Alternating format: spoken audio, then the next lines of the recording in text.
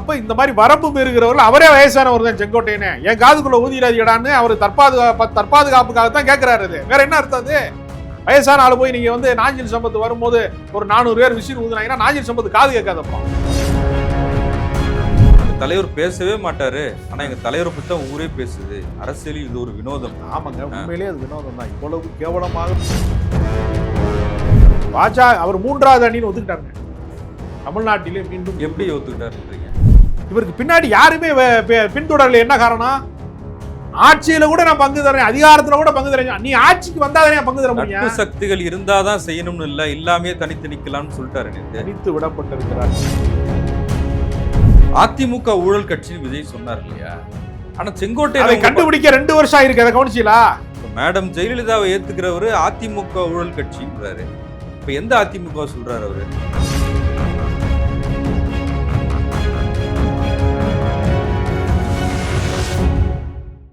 South beat அன்பு உறவுகளுக்கு வணக்கம். நான் ஃபெலிக்ஸ் இன்பஒளி. இந்த நேர்காணலில் நாம் சந்திக்க இருப்பவர் அரசியல் விமர்சகர் திரு ராஜகம்பீரன் அவர்கள். வணக்கம். வணக்கம். ஜனவரி 25 ஆண்டுதோறும் வந்து மொழிப்போர் தியாகிகளுக்கான வீரவணக்க நாள் கடைபிடிக்கப்படுகிறது. நேற்று முதலமைச்சர் ஸ்டாலின் தலைமையில் திமுக வந்து மொழிப்போர் தியாகிகளுக்கு அஞ்சலி செலுத்தினாங்க. நாங்கள் கூட அதில் பைட்ஸ் எடுக்கும்போது 1939 நடராசனோட அந்த மரணம், அதில் தொடங்கின அந்த தீ அது இன்னைக்கு வரைக்கும் இருக்குது. அதனால தான் பாஜக போன்ற தேசிய கட்சிகள், மதவாத கட்சிகள் இங்கே வந்து கால் பதிக்க முடியல அப்படின்னு பேசினாங்க. மொழிப்போர் தியாகிகளுக்கான நினைவை வந்து கொண்டாடுவதற்கு தமிழ் சமூகத்திற்கு எல்லாருக்கும் உரிமை இருக்கிறது என்றாலும், அதை களத்திலே எதிர்கொண்டது அன்றைய மாணவர் இயக்கத்தை வழிநடத்தியது என்கிற அந்த வரலாற்று பெருமை என்பது திராவிட இயக்கத்துக்குத்தான் முழுக்க முழுக்க சொந்தமானது. அதனால்தான் காங்கிரஸ் பேர் இயக்கத்தை வீழ்த்த முடிந்தது. ஒரு மிகப்பெரிய நீண்ட நெடிய தியாக வரலாறு கொண்டிருக்கக்கூடிய, விடுதலை போராட்டத்திலே 9 ஆண்டு காலம் சிறைச்சாலைக்கு சென்றிருக்கக்கூடிய, ஒரு மிகப்பெரிய தியாகத்தை எல்லாம் செய்து தன் வாழ்க்கையே அர்ப்பணித்த காமராஜரையே மொழிப்போர் தான் தோற்கடித்தது. சீனிவாசன் என்கிற மாணவர் தோற்கடித்தார்ங்கிறது அல்லது. மொழி போராட்டத்திலே அவருடைய காங்கிரஸ் கட்சி அதற்கு தமிழர்களுக்கு எதிராக நின்றது. அதுல வந்து அவர் வீழ்த்தப்பட்டார். அப்படிதான் அதை பார்க்கணும். அப்போ மொழி போராட்டம் எவ்வளவு தீவிரமானதுன்னா, காங்கிரஸ் பேர் இயக்கத்தையே அது வீழ்த்தி விட்டது. அதுல வந்து பல பேர் களப்பலி ஆகியிருக்கிறார்கள். நூற்றுக்கணக்கான பேர் உயிர் தியாகம் செய்திருக்கிறார்கள். அதாவது துணை ராணுவம் வந்ததற்கு பின்பும் கூட இளைஞர்களை வந்து, மாணவர்களை முற்றிலுமாக அடக்க முடியவில்லை. எந்த இராணுவத்தாலும் கட்டுப்படுத்த முடியவில்லை. ஒருவன் தாய்நாட்டுக்காக உயிர் நீத்தது என்பது எல்லா தேசத்திற்குமான வரலாற்றிலும் இடம்பெறும். தாய் மொழிக்காக உயிர் நீத்தவர்கள் என்கிற வரலாறு தமிழர்களுக்கு மட்டுமே உரியது. எவனாவது மொழிக்காக தன்னுடைய உயிரை நீத்தவன், காதலுக்காக உயிர் நீத்தவன், உறவுகளுக்காக உயிர் நீத்தவன், தேசத்திற்காக உயிர் நீத்தவன், இப்படி பல வரலாறுகள் உண்டு.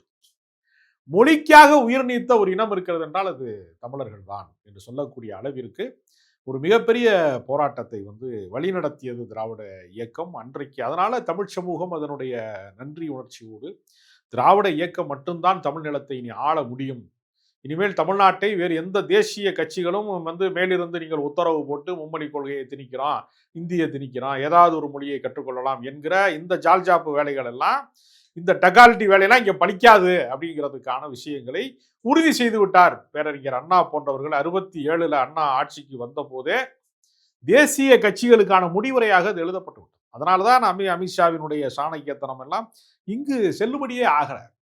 இல்ல, அதை நீங்க சொன்ன மாதிரி திமுகவோட மாணவர் அணியோட பங்குன்றது ரொம்ப முக்கியமானது மொழிப்போர்ல.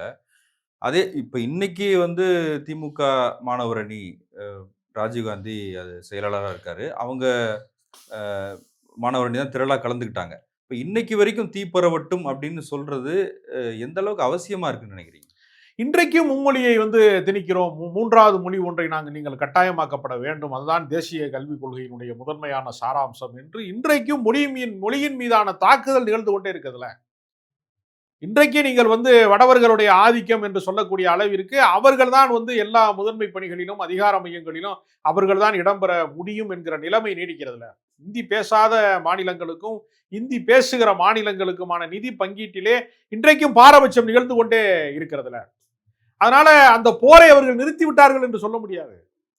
அந்த போர் வேறு வடிவத்திலே தொடர்ந்து கொண்டே இருக்கிறது. அதாவது கிராமப்புறங்கள்ல வந்து எப்படி வந்து சாதி வேற்றுமை என்பது பகிரங்கமாக இருக்கும் கிராமப்புறங்கள்ல. ஊர் வேறாக இருக்கும், சேரி வேறாக இருக்கும். நகர்ப்புறங்கள்ல ஒரு ஒரு தனியாக வந்து இது ஊரு இது சேரி என்று பிரிக்க முடியாது. ஆனால் அதற்கு பதிலாக ஒன்லி வந்து வெஜிடேரியன் அப்படின்னு போர்டு போடுறது மூலமாக சாதியை வந்து மறைமுகமாக அவன் உணவின் வழியாக சாதியை வந்து கேட்கறான்ல, என்ன ஆளுக நீங்கன்னு கேட்கறான்ல. அது மாதிரி வந்து மறைமுகமான ஒரு விஷயத்தை வந்து அவர்கள் நிகழ்த்தி கொண்டே இருப்பார்கள். இல்ல மறைமுகமான்றத விட டபுள் இன்ஜின் சர்க்கார் தான் சரியா இருக்கும் அப்படின்னு மோடி சொல்றாருல்ல. டபுள் இன்ஜின் சர்க்காருடைய நிலைமையெல்லாம் நம்ம மணிப்பூர்ல பார்த்தோமே, எப்படி பற்றி எரிந்தது. டபுள் இன்ஜின் சர்க்கார் இருந்ததுனால தான் மணிப்பூருக்கான நீதியே கிடைக்கல. 2 இனக்குழுக்களுக்கான மெய்த்தி இன மக்களுக்கும் குக்கி இன மக்களுக்குமான மோதலை இவர்களே ஒரு நீதிமன்ற வழக்கின் மூலமாக சங்கி நீதிபதிகளினுடைய தீர்ப்பின் வழியாக இவர்களே ஒரு மோதலை செயற்கையாக உருவாக்கி கலவரத்தை தீ வைத்து அந்த இயற்கை வளங்களை எல்லாம் கொள்ளையடிப்பதற்கு கார்ப்பரேட் நிறுவனங்களுக்கு கொடுப்பதற்காக மக்களிடத்திலே எப்படி வேதாந்தா நிறுவனத்திட்டே பணம் வாங்கி கொண்டு தூத்துக்குடியிலே போராடக்கூடிய அப்பாவி மக்களை சுட்டு வீழ்த்தினார்களோ அதே போலதான் அது. டபுள் இன்ஜின் சர்க்கார் இருந்துச்சுன்னா என்ன நடக்கும்? ஒரு மாற்று அரசாங்கம் உருவானத்தான கேள்வியாவது கேட்க முடியும். அப்ப அநீதி இழைக்கிறவர்களே மத்தியிலும் இருப்பார்கள், அநீதி இழைக்கிறவர்கள் மாநிலத்திலும் இருப்பார்கள்னா அநீதி இழைக்கப்பட்டவர்களுக்கான நியாயம் யாரிடம் போய் கேட்பது? இப்ப நான் கேட்கிறேன், double engine Sarkar double engine Sarkar சொல்றாங்க. மன்மோகன் சிங் பிரதமராக இருந்தபோது குஜராத்தில் வந்து எந்த ஆட்சி இருந்துச்சு? மோடி ஆட்சி தானே இருந்துச்சு. டபுள் இன்ஜின் சர்க்காரா இருந்துச்சு. அப்போ மோடி மோசமான முதலமைச்சராகத்தான் இருந்தார் என்று அவர் ஒப்புக்கொள்வாரா? டபுள் இன்ஜின் சர்க்கார் என்பது ஜனநாயகத்துக்கு எதிரானது இல்லையா? அது நீங்க காங்கிரஸ் கட்சி தானே இந்தியாவை விடுதலை பெற்றதற்கு பின்பு அத்தனை மாநிலங்களிலும் இருந்தது. மாநில கட்சிகளே தோன்றாத போது எல்லா மாநிலங்களிலுமே டபுள் இன்ஜின் சர்க்கார் தான் இருந்துச்சு. மாநில உரிமைகளை மீட்பது, மாநில சுயாட்சி, மாநிலத்திற்கான கல்வி பட்டியல் எல்லாவற்றையுமே வந்து போராடுவதற்கான வாய்ப்பு எப்ப தொடங்கும்? டபுள் இன்ஜின் சர்க்கார் இருந்துச்சுன்னா நம்முடைய உரிமைகள் பறிக்கப்படும். நேற்று விஜய் நடத்தின கூட்டத்துல மொழிப்போர் தியாகிகளுக்கு அஞ்சலி செலுத்தப்பட்டது. அவங்களும் கிட்டத்தட்ட சமூக நீதி கொள்கையை பேசுற மாதிரி தான் சொல்றாங்க. விஜயோட பேச்சை எப்படி பாக்குறீங்க? அதாவது விஜய்க்கு வந்து எந்த வரலாற்று தொடர்ச்சியும் கிடையாது. சினிமாவில் மோஸ்ட் பாப்புலராக இருக்கும். நம்ம முகம் பார்ப்பதற்கு ஒரு கூட்டம் வருகிறது. அந்த கூட்டத்தின் வழியாக நமக்கு திரளக்கூடியவர்களை எல்லாமே தமிழ்நாட்டினுடைய ஆட்சி மாற்றத்திற்கு பயன்படுத்துவது என்கிற கற்பனாவாதத்திலே அவர்கள் இருக்கிறார்கள். ஒரு அரசியல்ல வந்து நீங்கள் வந்து முழுமையான நம்பகத்தன்மையை பெறுவது அப்படின்னு ஒன்று இருக்கு. நீங்க நடிகர் திலகம் சிவாஜி கணேசன்ல இருந்து இன்றைக்கு உலகநாயகன் வந்து கமலஹாசன்ல இருந்து எத்தனையோ பேர் கட்சி நடத்தி இருக்கிறார்கள். பக்கத்துல தெலுங்கு தேசத்திலே வந்து சிரஞ்சீவி போன்றவர்கள் எல்லாம் கட்சி நடத்தி இருக்கிறாங்க. எவ்வளவோ பேர் கட்சி நடத்துவது என்பது பாக்யராஜ் கட்சி நடத்தி இருக்கிறாரு, மன்சூர் அலிகான் நடத்தியிருக்காரு, டி ராஜேந்தர் நடத்தியிருக்கிறாரு. எல்லாருமே கட்சி நடத்தியிருக்காங்க. சினிமா கவர்ச்சியை அவர்களுக்கு என்ன எல்லை இருக்கிறதோ அந்த எல்லை வரைக்கும் அவங்க பயணிச்சிருக்காங்க. நாட்டாம நல்லா ஓடிக்கிட்டு இருக்கும் போது சரத்குமார் சூரியவம்சம் இருக்கும் போது அவரும் அரசியல் தலைவராக தன்னை அறிவித்துக் கொண்டு கட்சிலாம் தொடங்கினாரு. ஆனா என்ன ரிசல்ட்டுங்கிறதா நமக்கு முக்கியமானது. ஒரு கூட்டம் கூடுகிறது என்பதனாலேயே அவர்கள் எல்லாமே என்னுடைய வாக்காளர். இந்த கூட்டமும் இந்த கூட்டமும் ஒண்ணா?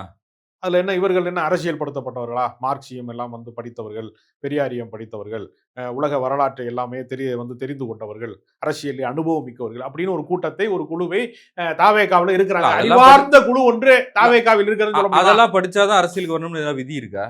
இல்ல அதெல்லாம் புரியாம வருகிறவர்கள். மக்களுக்கு நல்லது செய்யணும்ன்ற எண்ணம் இருக்கு, சரி, அதனால வந்திருக்கேன்னு சொல்றாரு. சரி, மக்களுக்கு நல்லது செய்வதற்கு வழிமுறை தெரிய வேணாமா?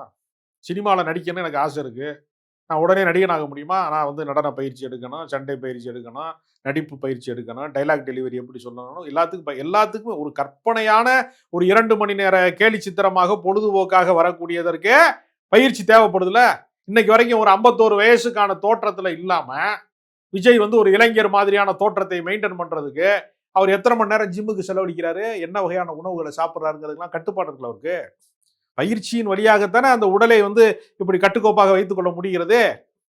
அப்ப அரசியலுக்கு மட்டும் எந்த பயிற்சியுமே தேவையில்லை, நேரடியா வந்து அப்படியே வானத்துல இருந்து குதிச்சிருவேன்னு சொன்னா எப்படி ஏற்க முடியும்? அரசியலை வந்து நீங்க எப்படி சாமானிய மக்களுடைய பிரச்சனைகளை சாமானியர்களும் அரசியல்ல ஜெயிக்க முடியும், அவங்களும் அதிகாரத்துக்கு வர முடியும் நிரூபிச்சு திராவிட இயக்கம் தானே. ஆமா, இவர்கள் யாரும் சாமானியர்கள்? மட்டும் ஆதவர்ஜுனா சாமானியரா? ஆதவர்ஜுனா சாமானியரா? வைக்கிறீங்களே. ஆமாங்க, நடிகர் விஜய் வந்து ரேஷன் கடை கியூல நின்றுருக்காரா? சாமானியரா அவரு? பஸ்ஸுக்கு நின்றுருக்காரா? ஒயிட் போர்டு பஸ் வரட்டும், இந்த போர்டுலாம் காசு கூட வாங்குறாங்கன்னு நிக்கிறான்ல பஸ் ஸ்டாப்ல. அவனுடைய வாழ்க்கை முறை என்னன்னு உங்களுக்கு தெரியுமா? சாமானிய மக்களுடைய வாழ்க்கை குறித்து உங்களுக்கு என்ன தெரியும் நான் கேட்கிறேன். அரசியல் செய்வதற்கு ஒரு கட்சியினுடைய தொண்டனுடைய மனநிலை என்னன்னு தெரியுமா? அவரால் தெரிஞ்சுக்க முடியும் சார். எப்படி தெரிய முடியும்? எப்படி சொல்லுங்க? இன்ஸ்டாகிராம்லயே ஒருத்தன் இருந்து எல்லாத்தையும் கத்துக்கலாம்னு சொல்ல வரீங்களா? எப்படி சொல்ல வரீங்க சொல்லுங்க? நெல்லு வந்து வயல்ல முளைக்குதா? இன்ஸ்டாகிராம்ல முளைக்குதா? ஆன்லைன்ல ஆர்டர் பண்ணி சாப்பிடுறாங்கல்ல. அவங்களுக்கு தெரியுமா? களை எடுக்கிறதுனா என்ன? எப்படி உழுகுறாய்ங்க? எப்படி களை எடுக்குறாய்ங்க? எப்படி விதைக்கிறாய்ங்க? எப்படி அறுவடை செய்றாய்ங்க? எப்படி நெல்ல வந்து களத்துல போய் அடிக்கிறாய்ங்க? எப்படி போய் ரைஸ் மில்ல அரைக்கிறாய்ங்க? அத எப்படி பக்குவப்படுத்துறாய்ங்கன்னு, ஒரு அரிசி வந்து உருவாவதற்கு பின்னாடி இருக்கக்கூடிய உழைப்பினுடைய வரலாறு வந்து அவனுக்கு தெரியுமா? ஆன்லைன்ல ஆர்டர் பண்ணி சாப்பிடணும் தெரியுமா? விவசாய குடும்பத்துல பிறந்தவனுக்கு தானே தெரியும் களை எடுக்கிறதுனா என்னன்னு, பூச்சி மருந்து அடிக்கிறதுனா என்னன்னு அவனுக்கு தானே தெரியும். கள அனுபவங்கிறது எல்லாத்துக்குமே இருக்குல்ல. சினிமாவுல திடீர்னு நடிகர் ஆக முடியாதுல்ல. 30 வருஷம் தொடர்ந்து நடிச்சதுனால தானே அவர் ஒரு வசூல் நாயகனா விஜய் வந்து நிக்கிறாரு. அரசியலுக்கு மட்டும் எந்த முன்பயிற்சியுமே தேவையில்ல. எந்த இதுவுமே தேவையில்ல. நான் நேரடியா வர்றேன். நான் தான் வந்து அண்ணாவுக்கான பிரதிநிதி. நான் தான் எம்ஜிஆருக்கான நேத்து பிரதிநிதி. விசில் சத்தம் கேட்டீங்கல்ல அந்த ஆமா, கூட்டத்துல? ஆமா, விசில் வச்சு ஊதுனாங்கல்ல. ஆமா. விஜயே ஊதுனாரு. ஊதிட்டு போறாரு இப்ப என்ன? அதனால என்ன நடக்க போகுதுன்னு நினைக்கிறீங்க? இல்ல அவ்வளோ உற்சாகம் இருக்கு அவங்க கிட்டன்றேன். உற்சாகம் இருக்குங்க. அரசியல் அறியாமை மிக்கவர்களுடைய இல்ல உற்சாகம் அது. செங்கோட்டையன் சொல்றாருல்ல, நீங்க தூங்கிட்டு இருக்கவங்க காதுல போய் விசில் ஊதக்கூடாது. அப்படின்னா என்ன அர்த்தம்? வயசானவங்க காதுல ஊதக்கூடாதுன்னு அப்படின்னா சொல்றாரு. என்ன அப்படி அர்த்தம்? சொல்றதுக்கு ஒருத்தர் வரம்பு இருக்காருல்லங்க. மீறுகிறவர்களாக நீங்கள் வாழ்கிறீர்கள். அப்படி வாழக்கூடாதுன்னு அவர் சொல்றாருங்க. அவன் கட்சிக்காரன் வரம்பு மீறுவான், சுவரேறுவான், மரத்து மேல ஏறி குதிக்கிறவனா இருக்கான், குரங்கு குசாலா சேட்டையெல்லாம் பண்ணக்கூடியவனா இருக்கான். போலீஸ்கார அப்படிங்கிறதோட கைய கூட ஒருத்தர் கடிச்சாரு. கையை உள்ள கடிச்சார் இல்லையா? அப்ப இந்த மாதிரி வரம்பு மீறுகிறவர்கள் அவரே வயசானவர் தான் செங்கோட்டையனே. என் காதுக்குள்ள ஊதிராதியடான்னு அவர் தற்பாதுகாப்புக்காக தான் கேட்கிறாரு. அது வேற என்ன அர்த்தம் அது? வயசான ஆளு போய் நீங்க வந்து நாஞ்சில் சம்பத்து வரும்போது ஒரு 400 பேர் விசில் ஊதுனாங்கன்னா நாஞ்சில் சம்பத்து காது கேட்காது, அப்புறம் பேசுறதுக்கு முடியாம போயிடும். ஏன்னா காதுக்கும் தொண்டைக்கும் சம்பந்தம் இருக்கு. அதைத்தான் அவர் சொல்றாரு. தற்பாதுகாப்புக்கு வயசானவங்க நாங்க வந்து மாட்டிக்கிட்டோம்டா, அவங்ககிட்ட வந்து விசில ஊதிராதியடா, ஊத வேண்டிய இடத்துல ஊதுங்க, கண்ட இடத்துல ஊதிராதியன்னு. ஆனா ஊதாம இருக்க மாட்டோம்னு இன்னொருத்தர் பேசுறாரு அந்த கூட்டத்திலேயே. என்ன வேணாலும் பேசட்டுங்க. 2026 தேர்தல் நீங்க ஆட்சியில் பங்கு, அதிகாரத்தில் பங்குனீங்க. உங்க தெரு பக்கம் எவனுமே வரல. இந்த வினாடி வரைக்கும் எந்த கட்சியாவது தாவேகாவோட கூட்டணிக்கு நான் தயார் என்று யாராவது சொல்லி யாராவது பேச்சுவார்த்தை பண்ணி பார்த்திருக்கீங்களா? யாராவது ஒரு கட்சி, தொண்டர்கள் இருக்கிற கட்சி, நான் சொல்றது லெட்டர் பேட் கட்சி சொல்லல, தொண்டர்கள் இருக்கக்கூடிய கட்சியில ஏன் லெட்டர் பேட் கட்சியுமே யாருமே போகல. யாராவது போய் அவருக்கு ஆதரவு தெரிவித்தார்கள் நீங்க சொல்லுங்க. முஸ்தபாங்கிற ஒரு தனிநபர். அவரை வந்து நீங்க அரசியல் இயக்கமாக நீங்க இஸ்லாமிய சமூகத்தினுடைய அடையாளமான பார்க்கவே முடியாது. அவர் ஒரு தனிநபர். அவர் ஒத்தாளா வர்றாரு, ஒத்தாளா போறாரு. அவருக்கு ஒரு ஓட்டு தான். ஒத்த ஓட்டு முஸ்தபா அவர். அவ்வளவுதான். அதுக்கு மேல அவருக்கு ஒண்ணுமே கிடையாது. இவருக்கு பின்னாடி யாருமே பின்தொடரல. என்ன காரணம்? ஆட்சியில கூட நான் பங்கு தரேன், அதிகாரத்துல கூட பங்கு தரேன். நீ ஆட்சிக்கு வந்தாதானே பங்கு தர நட்பு முடியும்? சக்திகள் இருந்தாதான் செய்யணும்னு இல்ல, இல்லாமே தனித்து நிக்கலாம்னு சொல்லிட்டாரு நேத்து. தனித்து விடப்பட்டிருக்கிறார் விஜய். அதான் விஷயம். அரசியலிலே தனிமைப்படுத்தப்பட்டிருக்கிறார். அவருக்கு என்ன கொடுக்கப்பட்ட அஜெண்டா என்ன? திமுகவிலே இருக்கக்கூடிய சிறுபான்மை வாக்கு வங்கியை சிதறடிக்கணுங்கிறதா அவருடைய நோக்கம். அதுக்காகத்தான் கிறிஸ்துமஸ் விழாவுக்கு போனாரு. கிறிஸ்துமஸுக்கு கேக்கு வெட்ட போன விஜய் கிறிஸ்தவர்களை வெட்டுவதற்காக, கிறிஸ்தவர்களை தாக்குவதற்காக மறுநாள் வந்து அது அந்த பொருட்களை விற்பவர்கள், பரிசு பொருட்களை விற்பவர்கள், கிறிஸ்துமஸ் தாத்தாவுக்கான பொம்மைகளை ரம்ஜான் விற்பவர்களை அப்ப தாக்குதல் நடத்திய போது கண்டன குரல் எழுப்ப தவறிட்டாரா இல்லையா? கிறிஸ்தவர்கள் மீது தாக்குதல் நடத்தும் போது நீ தடுக்க வரல. நீ போய் வந்து கேக் வெட்டுறதுக்கு மட்டும் நீ வருவ, கிறிஸ்தவனை வெட்டினா நீ வரமாட்டியா? நானில் சம்பத் சொன்னாரு, எங்க தலைவர் பேசவே மாட்டாரு. ஆனா எங்க தலைவரை பத்தி தான் ஊரே பேசுது. அரசியலில் இது ஒரு வினோதம். ஆமாங்க, உண்மையிலேயே அது வினோதம் தான். இவ்வளவு கேவலமாக ஒருத்தன் அரசியல் செய்ய முடியுமா? நாட்டுல சுத்தி நடக்கக்கூடிய பிரச்சனைகளே, நீங்க அந்த கம்பி வளையத்துல சர்க்கஸ் பண்றவங்க, சுத்தி கம்பி வளையத்துல தீ எறியும். நடுவுல ஒருத்தன் நிப்பான் தெரியுமா? உள்ள பூந்து பூந்து விளையாடுவான் தெரியுமா? அது மாதிரி ஒருத்தன் பற்றி எரிகிற பிரச்சனைகளில எதை பற்றியுமே கவலைப்படாமல் ஒருவன் வித்தை காட்டி கொண்டிருக்கிறானேங்கிற வினோதத்தை எல்லாருமே பார்த்துட்டே இருக்கான். அதை நம்ம சேர்த்தே செய்வோம். எப்பவுமே நீங்க யோசிச்சு பாருங்க. நீங்க திருப்பரங்குன்றம் பிரச்சனையில இஸ்லாமியர்களுக்கு எதிராக தர்காவை ரீலோகேட் பண்ணுவேன், திருப்பரங்குன்றத்தை அயோத்தியாக மாற்றுவேன் என்று குரல் எழுப்பியவர்களுக்கு எதிராக ஒரு கண்டன குரல் உண்டா? அங்கு வாஞ்சிநாதன் போன்றவர்கள், அங்கு இருக்கக்கூடிய சிபிஎம் தோழர்கள் எவ்வளவோ பேர் வந்து அங்கு வந்து களத்திலே நின்றதை தடுப்பதற்காக எத்தனையோ பேர் அமைதி பேரணி நடத்தினாங்கல்ல. அதுல தாவேகா தொண்டர்கள் இருக்கிறார்களா? அப்ப நீ களத்திலும் இல்லை, கருத்திலும் இல்லை. நீ எப்படி வந்து அரசியல் சொல்ற? எந்த பிரச்சனை குறித்தும் உங்களுடைய கருத்து என்ன அப்படிங்கிறது இருக்குல்ல, அது களை பண்ணி நான் செய்ய மாட்டேன். யாரையும் நான் பார்க்க மாட்டேன். எனக்கு பின்னாடி ஒரு ஒளிவட்டம் இருக்கிறது. அது ஒளிவட்டம் இல்ல, செயற்கையாக லைட்டு போட்டு எரிய வைக்கிறாங்க. உண்மையான ஒளிவட்டமே இல்லை.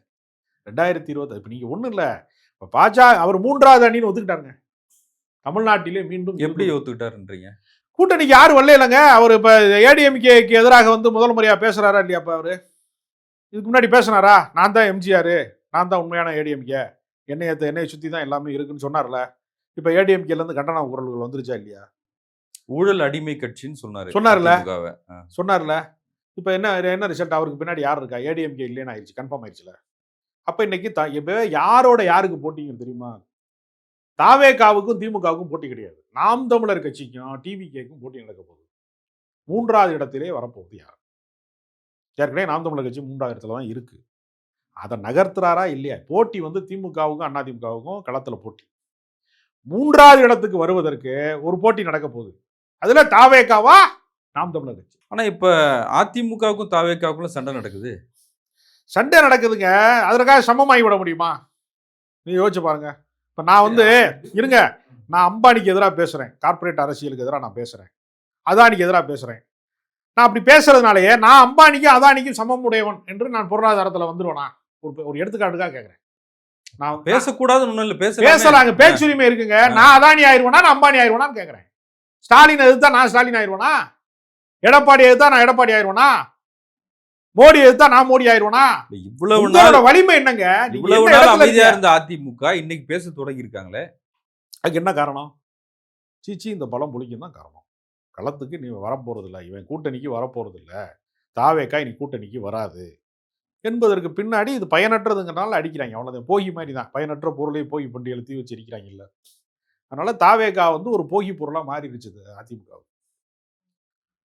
அதனால ஒரு நாள் எடப்பாடி எதிர்க்கட்சி தலைவராக இருக்கிறார். அவரை பலப்படுத்துவதற்கான என்டிஏ கூட்டணின்னு அவங்க ஒன்று உருவாக்கி இருக்கிறாங்க. அதனால 2வது இடத்திற்கு வந்து பாஜக வந்து வருவதற்கு அதிமுகவை பயன்படுத்த முடியுமா என்று பார்க்கிறது. 2வது இடத்துல அதிமுக இருக்கு. அதை நகர்த்தி 3வது இடத்துக்கு தள்ள முடியுமா என்று பாஜக பார்க்கிறது. 3வது இடத்திலே நாம் தமிழர் கட்சி இருக்கிறது. அதை நகர்த்தி 4வது இடத்துக்கு நகர்த்த முடியுமா என்று தாவேகா பார்க்கிறது. இப்ப திமுக சைடு எந்த பிரச்சனையும் கிடையாது. திமுக முதலிடத்தில் அப்படியே இருக்கிறது. மற்றவர்களுக்குள்ள நடக்கிற சண்டையெல்லாம் எதிர்க்கட்சியில யாரு முதன்மை வைக்க போகிறார்கள் என்பதற்கான சண்டை. சூரியன் மறைஞ்சிடுச்சுன்னு சொன்னாரு எடப்பாடி. இதை விட ஒரு நகைச்சுவை காட்சி என்ன இருக்க முடியும் சொல்லுங்க? பிரதமர் மோடி காலடி எடுத்து வச்ச உடனே சூரியனே மறைஞ்சிருச்சு. இப்போ மறுநாள் உதிச்சதெல்லாம், அதுக்கு முந்தின நாள் உதிச்சதெல்லாம் சூரியன் உதிக்கலைன்னா மோடி வந்து இருண்ட அரசாங்கத்தை அவர் நடத்துவாரா அப்படின்னாங்க. புதிய சூரியனே இல்லைன்னா உலகம் இருண்டு விடுமா இல்லையா? அப்ப இருண்ட காலத்திற்கு நம்மை அழைத்து செல்ல என்டிஏ கூட்டணி விரும்புகிறதா? ஒரு இருண்ட காலத்திற்கான ஆட்சியா இந்திய கூட்டணி? உதயசூரியன் இல்லாமல் ஒரு புல்லு கூட முளைக்காதா? இயற்கையினுடைய நீதிப்படி பார்த்தா. நேற்று முதலமைச்சரோட கேட்டிருக்காரு, நீங்க காலையே பார்த்துட்டு இருந்தா சூரியன் இருக்கிறது எப்படி தெரியும் அப்படின்னு. இவர்களால வந்து வீழ்த்த முடியலைங்கிறதாங்க விஷயம். திமுகவை இவர்களால் வீழ்த்த முடியல. அதுக்காகத்தான் ஆளுநரை வைத்துக்கொண்டு குரங்கு குட்டியை விட்டு வந்து ஆழம் பார்ப்பது மாதிரி எத்தனையோ விஷயங்களை செய்து பார்க்கிறார்கள். சரிங்க சார், திமுகவே ஏன் இருக்கணும் அப்படின்ற ஒரு கேள்வி இருக்குல்ல, அதுக்கு என்ன பதில்? ஐயா, திமுக தான் இருக்கணும் என்பதற்கு மக்கள் நல திட்டங்கள் காரணமாக இருக்கிறது. இளைஞர்களை வந்து அடுத்த கட்டத்திற்கு வந்து இன்னைக்கு ஐடி கம்பெனியில் இவ்வளவு பேர் வேலை செய்யறான்னா அதை உருவாக்கியது டாக்டர் கலைஞர் அவர்கள் அப்படிங்கிறதுனால அவர் இருக்கணுங்கிறது. அதனால் பயனாளிகளுடைய விருப்பமாக இருக்கிறது. மகளிர் உரிமை தொகையில பயனாளிகளாக இருக்கிறவர்களுடைய விருப்பமாக இருக்கிறது. விடியல் பேருந்தில் பயணிக்கிறவர்களின் விருப்பமாக அது இருக்கிறது. அதே மாதிரி நான் முதல்வன் திட்டம், புதுமை பெண் திட்டம் மாதிரி நலத்திட்டங்களின் வழியாக இந்த நாட்டுக்கு நன்மை நடக்குது. அது இருக்கட்டும். எடப்பாடி சொல்லிட்டாரு, நான் 2000 ரூபாய் கொடுக்குறேன், ஆண்களுக்கும் பேருந்து பயணம் சொல்லியிருக்காருல்ல, எல்லாமே சொல்லியிருக்காருல்ல. அவரால் வந்து பாஜகவுக்கு எதிரான ஒரு விஷயத்தை செய்ய முடியுமா? பாஜக கொண்டு வரக்கூடிய கருப்பு சட்டங்கள் அத்தனையுமே எல்லாவற்றையுமே கண்ணை மூடிக்கொண்டு ஆதரித்தாரா இல்லையா? கடந்த காலத்தில் வேளாண்மை திருத்த சட்டம் விவசாயிகளுக்கு எதிரானதுன்னு அவருக்கு தெரியும். ஏற்றுக்கொண்டாரா இல்லையா? அவரால் எதிர்த்து நிற்க முடியுமா? பாஜகவை எதிர்த்து, இந்த மதவாத அரசியலை எதிர்த்து, இந்தியாவிற்கு வந்து அறிவிக்கப்படாத எமர்ஜென்சியை போல ஒரு மோசமான ஆட்சியை நடத்தி கொண்டிருக்கிற இவர்களை எதிர்த்து உரிமைக்காக திமுக போராடுகிறதுல அதிமுகவால் போராட முடியுமா? திமுக ஆட்சியை அகற்றிவிட்டால் அது அதிமுக ஆட்சியாக இருந்தா பரவாயில்ல. எத்தனையோ முறை அதிமுக ஆட்சியில் இருந்திருக்கிறது. அதை நம்ம ரசிக்கலாம், வரவேற்கலாம், திராவிட கட்சின்னு. ஆனால் பாஜகவின் ஆட்சியாக ரிமோட் கண்ட்ரோல பாஜக இருக்கிற பட்சத்துல எடப்பாடி தனித்த ஆளுமையே இல்லையே, தனித்துவமே இல்லையே, தனித்த அடையாளங்களே இல்லையே. தமிழ்நாட்டின் உரிமைகளை விட்டு கொடுக்கக்கூடிய இடத்துல இல்ல எடப்பாடி வந்து விழுந்தான் கிடையால கிடக்குறாரு. இல்ல இப்ப சீமான் சொல்றாருல்ல, சின்ன வீடு போஸ்டர்ல பாக்கியராஜ் வந்து அந்த சின்ன வீடு அதுல கைய வச்சிருக்க மாதிரி நம்ம கிட்ட பாஜக எதிர்ப்பு பேசிக்கிட்டே பாஜக கூட கை கோத்துருக்காங்க திமுக. அதற்கான என்ன ஆதாரம் இருக்கிறது? அவர்கள் சொன்ன நீட்டை வந்து ஏற்றுக்கொண்டு விட்டார்களா? மாநிலத்திற்கான நிதியை தராமல் இருப்பதற்காக மௌனமாக இருக்கிறார்களா? இல்ல மும்மொழி கொள்கையை வந்து ஏற்றுக்கொண்டோம் அன்று ஒப்புதல் அளித்து விட்டார்களா? தேசிய கல்விக் கொள்கையில மும்மொழி கொள்கையை ஏற்றுக்கொண்டால் 3500 கோடி உடனே வந்து தமிழ்நாட்டுக்கு டிரான்சாக்ஷன் ஆயிரும் அரசுக்கு அப்படிங்கிற நிலைமை இருக்கிற போது அதை ஒப்புக்கொண்டார்களா? ஒரு ஆதாரம் சொல்லுங்க. பாஜகவோட நீங்க சீமான் தொடர்புல இருக்கிறாரு. RSS குருமூர்த்தியால் பாராட்டப்படக்கூடிய அளவிற்கு சீமானுக்கு ஓடுவது வந்து பார்ப்பன ரத்தம் சொல்லக்கூடிய அளவிற்கு பகிரங்கமாக வந்து அறிவிக்கிறாங்கல்ல அவங்க எல்லாம். அதனால சீமான் வந்து வந்து தான் திருடி பிறரை நம்பான்னு ஒரு பழமொழி இருக்கு. என் கையை திருடும் போது அவங்க எப்படி திருட மாட்டாங்க. அதைத்தான் தாவேகாவும் நாம் தமிழர் கட்சி மாற்றி மாற்றி சொல்றாங்க. பாஜகவினுடைய ஒரு வளர்ப்பு பிள்ளைகள் தான். பாஜக பெற்றெடுத்த 2 பிள்ளைகள்னு திருமாவளவன் சொன்னார்ல. சீமானும் விஜயும் 2 பேருமே பாஜகவிற்கு தான் வேலை செய்யறாங்க அப்படிங்கிற பகிரங்கமாக சொல்ல வேண்டியிருக்கிறது. திருமாவளவன் குறித்து ஆதவர்ஜுனா பேசின கருத்தும் சர்ச்சையா இருக்கு. திருமாவளவன் வந்து என்னை எவ்வளோ வேணா திட்டுங்க, நீங்க எவ்வளோ வேணா திட்டலாம் என்ன, ஆனா உங்க கட்சியில 20 பேர் தான் இருக்காங்க அப்படின்னு சொன்னாரு. இப்போ அதுக்கு ஒரு விளக்கமும் கொடுத்துருக்காரு. உங்க கட்சியில 20 பேர் இருக்காங்க, அவங்க திமுக ஆதரவு நிலைப்பாடோடு இருக்காங்கன்னு தான் சொன்னே தவிர உங்க கட்சியை பத்தி நான் பேசல. இல்ல திருமாவளவன் எங்கு சென்றாலும் கூட ஒரு 20 பேர் இருப்பாங்க. அதை வேணா சொல்லலாமே தவிர ஒட்டுமொத்தமா கட்சியில 20 பேர் இருந்தா எப்படி இந்த கட்சி இவ்வளவு பெரிய வந்து தேர்தல் ஆணையத்தால் அங்கீகரிக்கப்பட்ட கட்சியா அது இருக்க முடியும்? எப்படி இல்ல, இவ்வளவு அவங்க பெரிய எல்லாம் மாநாடுகளை தாவேகாவுக்கு நடத்த முடியும்? வந்துட்டாங்க கட்சியில இருந்துன்னு சொல்றாரு. தாவேகாவுக்கு வந்த ஒரே ஒரு விசிகா பிரமுகர் அப்படின்னு சொன்னா அதுதான் ஆதவர்ஜனா. ஒத்தாளு தான். எப்படி ஒத்த ஓட்டு முஸ்தபா சொன்னோம்னா அது மாதிரி ஒரு ஒத்தாளு தான். ஒரு பின்னாடி யாராவது வந்தாங்களா? நீங்க வழக்கமா நீங்க பாருங்க, செங்கோட்டையன் தாவேகாவுக்கு வந்தார்ல, தனியா வந்தாரா? அவர் மாவட்டத்தினுடைய முக்கியமான பிரமுகர்களோட வந்தாரு. சத்யபாமால இருந்து பல பேர் கூட வந்தாங்கல்ல, நிர்வாகிகள் நிறைய பேர் கூட வந்தாங்கல்ல. அது மாதிரி ஆதவர்ஜனா பின்னாடி எத்தனை நிர்வாகிகள் வந்தாங்க, எத்தனை தொண்டர்கள் வந்தாங்க? அவரை அவரால் குறிப்பிட முடியுமா? அதை அவருக்கு யாருமே தொடர்பே இல்லைங்க. அவரை அடையாளப்படுத்தியதே விசிகா. ஆதவர்ஜனான்னு ஒருத்தர் இந்த நாட்டில் இருக்காருங்கிறது வந்து உலகத்துக்கு சொன்னது விசிகா. அந்த அடையாளத்தை வைத்துக்கொண்டு தாவேகா பக்கம் நீங்க தாவிட்டிய. நீ அங்கே உட்காந்துக்கிட்டு விசிகாவினுடைய கூட்டணிக்கு எதிராக வந்து நுனிக்கிளையில உட்காந்துக்கிட்டு அடிமரத்தை அறுக்கிறது மாதிரி வேலையை செஞ்சிய. திருமாவளவன் உங்களை வெளியேற்றினாரு. நீங்க ஒரு விஷமி, ஒரு குடம் பாலில் ஒரு துளி விஷம் தேவையில்லைன்னு அவர் கலக்கக்கூடாதுங்கிறக்கா வெளியேற்றிட்டாரு. நீ அங்கே போய் உட்காந்துக்கிட்டு கம்யூனிஸ்டுகள்லாம் நல்லவங்க, விசிகா காரங்கள்லாம் நல்லவங்க, நல்லவங்களா இருக்கனால தான் அவங்க திமுக கூட்டணியில் இருக்காங்க. அவர்கள் விலை போகக்கூடியவர்களாக இருந்தால் உன் கூட தான் இருப்பாங்க. அதிமுக ஊழல் கட்சின்னு விஜய் சொன்னார் இல்லையா? ஆனா அதை செங்கோட்டையன் கண்டுபிடிக்க 2 வருஷம் ஆயிருக்கு. அதை கவனிச்சீங்களா? அதிமுக ஊழல் கட்சியா இல்லையா என்பது விஜய்க்கு தெரிவதற்கு 2 வருஷம் ஆயிருக்கு. கூட்டம் நடத்துவதற்கு வந்து எப்படி நடத்த வேண்டும் என்பதற்கு 41 பேர் உயிர் பறி கொடுக்க வேண்டியிருக்கிறது. அதிமுக ஊழல் கட்சி என்று கண்டுபிடிப்பதற்கு 2 ஆண்டு ஆயிருக்கு உங்களுக்கு. இன்னும் எத்தனை ஆண்டு காலம் ஆகும் மற்ற அரசியல்லாம் கத்துக்கிறதுக்கு? யோசிச்சு பாருங்க. நினைக்கிறேன் இல்ல, அந்த செங்கோட்டையன் ஏன் பக்கத்துல வச்சிருக்காருன்னு கேக்குறாங்க. செங்கோட்டையன் மீது ஏற்கனவே ஊழல் வழக்கு இருக்கிறது. போக்குவரத்து துறையில் செய்த ஊழல்லாம் அதற்கு தண்டிக்கப்பட்டவர், தேர்தலில் போட்டியிடுவதற்கு கூட மறுக்கப்பட்டவர். இன்னும் சொல்ல போனா வீரப்பனுடைய சந்தன கட்டையினுடைய கடத்தல்ல தொடங்கி மிகப்பெரிய அளவிலே வந்து அந்த பழங்குடியின மக்கள் துன்புறுத்தப்பட்டது வரைக்குமான வழக்கு எல்லாவற்றிலையுமே வாச்சாத்தியினுடைய வன்புணர்வு வழக்கு, அது வந்து அங்கே சந்தனக்கட்டை கடத்தின வழக்கு, அந்த பழங்குடியின மக்களை வந்து மிக மோசமாக நடத்திய எல்லா வழக்குலையுமே முதன்மை குற்றவாளியே செங்கோட்டையன் தான். அவரை வைத்து கொண்டு தான் ஊழலற்ற ஆட்சி, நான் தப்பே பண்ண மாட்டேன், ஊழலே பண்ண மாட்டேன்னு சொல்றாரு. அதுல என்ன குழப்பம்னா, அவரு மேடம் ஜெயலலிதா வந்து திமுகவை தீய சக்தின்னு ஏன் சொன்னாங்க அப்படின்றத நான் இப்பதான் புரிஞ்சுக்கிறேன் அப்படின்னு சொல்றாரு. இப்ப மேடம் ஜெயலலிதாவை ஏத்துக்கிறவரு அதிமுக ஊழல் கட்சின்றாரு. இப்ப எந்த அதிமுக சொல்றாரு அவரு? அவர் வந்து எடப்பாடி பழனிசாமி அதிமுகவை எதிர்க்கிறாரு, ஜெயலலிதா அதிமுகவை ஏற்றுக்கொண்டாரு. ஏன்னா ஜெயலலிதா தான் சட்டப்பூர்வமாக அரசியலில் வந்து தண்டிக்கப்பட்ட ஊழல் குற்றவாளி. A1 A2ன்னு A2ல வந்து சசிகலா இருக்காங்க. ஒருவேளை A2வையும் ஏத்துக்கிறாரா என்னன்னு தெரியல நமக்கு. அது நம்ம வந்து அவங்க களத்துல இல்லாததுனால சசிகலா, ஏன்னா ஜெயலலிதாவை ஏற்றுக்கொண்டால் சசிகலாவும் ஏற்றுக்கொள்ளணும். அவங்க 2 பேரும் வேற வேற கிடையாது. 2 பேருமே ஒரு நாணயத்தின் 2 பக்கங்கள் தான். இது நம்ம சொல்லல. A1 A2ன்னு கோர்ட் மூலமா உறுதி செய்யப்பட்டவங்க. நான் ஜெயலலிதாவின் ஊழலை ஏற்றுக்கொள்கிறேன், எடப்பாடியின் ஊழலை ஏற்க மாட்டேன் அப்படிங்கிறதா தாவேகாவுடைய நிலைப்பாடு. அது புதுசா இருக்கு ரொம்ப. அதுதான் தாவேகாங்க. தாவேகாங்கிறது வந்து ஒரு முழுசா வெந்து வேகாம இருக்கக்கூடிய ஒரு அறவேக்காட்டு கட்சி. அது அவர்களுக்கு அரசியல் அடிப்படை இன்னும் தெரியல. அவங்களுக்கு சாதாரணமாக தொண்டு நிறுவனங்கள் என்ஜிஓக்களாக இருக்கிறவன் வந்து ஒரு இடத்துல போய் ஒரு நிழல் கூடை கட்டி கொடுப்பான், வந்து ஒரு படிக்கிற பிள்ளைகளுக்கு புஸ்தகம் வாங்கி கொடுப்பான், ரத்த தான முகாம் நடத்துவான், மருத்துவ உதவிகள் செய்வான். அதுலாம் அரசியல் ஆகாது. அது வேற இது வேற. ஏன்னா எங்கள் தலைவர் 30 வருஷமா அரசியலில் இருக்காருங்கிறேன். அவருக்கு தாவேகாக்கிறேன். எப்படி என்னடா ஆகும்னா, அவர் இப்படி தான் புத்தகம் வாங்கி கொடுத்துருக்காரு, நோட்டு வாங்கி கொடுத்துருக்காரு, ஸ்லேட் வாங்கி கொடுத்துருக்காருங்கிறான். அது எப்படி அரசியலாக இருக்கும்? அரசியல் என்பது அதிகாரத்திலே இருக்கிறவர்களுடைய தவறுகளை சுட்டி காட்டுவது முதன்மையான அரசியல். அது மாதிரி நம்மளுடைய உரிமைகளை மீட்பது, உரிமைக்காக போராடுவது அப்படிங்கிற ஒரு இடம் இருக்குல்ல, அது எதுவுமே இல்லைங்க. நான் தனி விமானத்துல வருவேன், உங்களுக்கு நான் ஒரு தேவகுமாரன், நான் வந்து ஒரு மனிதகுமாரன் கிடையாது. அப்படி ஒசக்க இருந்து நான் உங்களை எல்லாம் ஆசீர்வதிப்பேன்.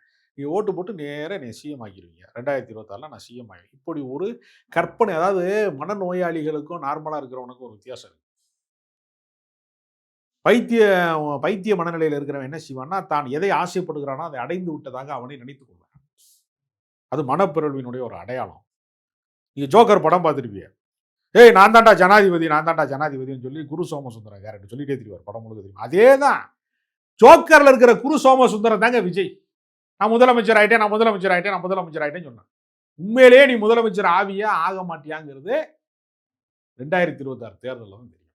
அது வரைக்கும் நீ ஒரு ஜோக்கர் தான். நன்றி. உங்களுடைய நேரத்துக்கு மிக்க நன்றி.